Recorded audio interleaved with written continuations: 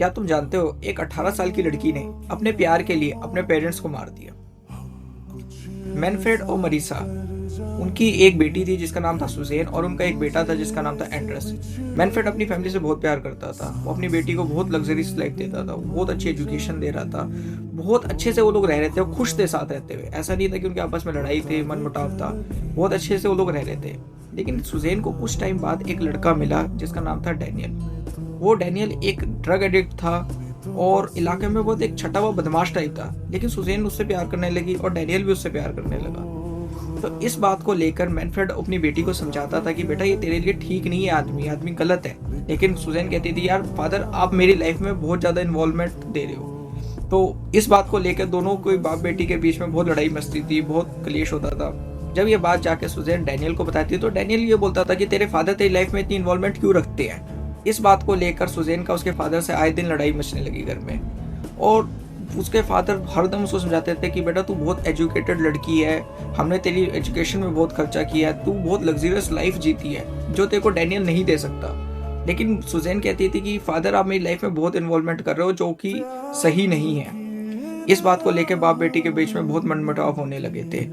Daniel Susan से पैसे मंगवाया करता था और ये बात उसके फादर समझाते थे कि ये लड़का सिर्फ तेरे पैसों के लिए तेरे साथ है, वो सच में तेरे से प्यार नहीं करता।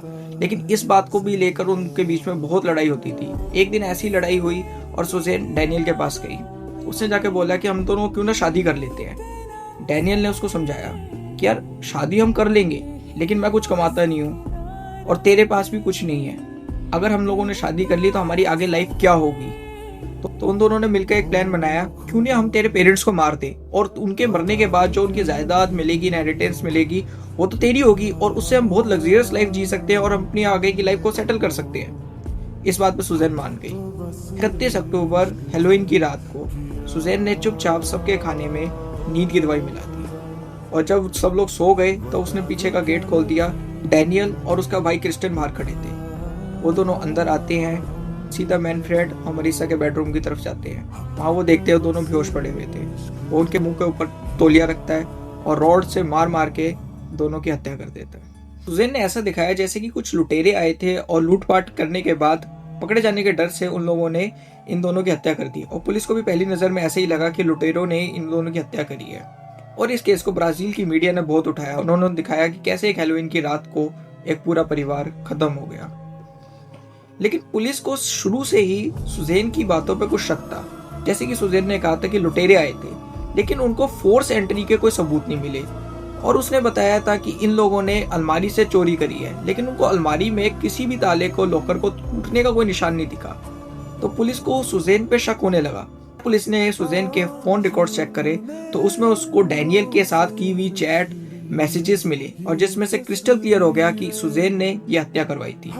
जब पुलिस ने सख्ती से पूछा तब उसने बताया कि कैसे डैनियल ने, क्रिस्टियन ने और सुजेन ने मिलकर इस हत्या को अंजाम दिया।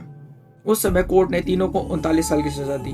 आपको जान के हैरानी होगी, सिर्फ 16 साल में सुजेन को छोड़ दिया गया। आज उसने एक डॉक्टर से शादी कर ली है और एक नॉर्मल लाइफ जी रही है।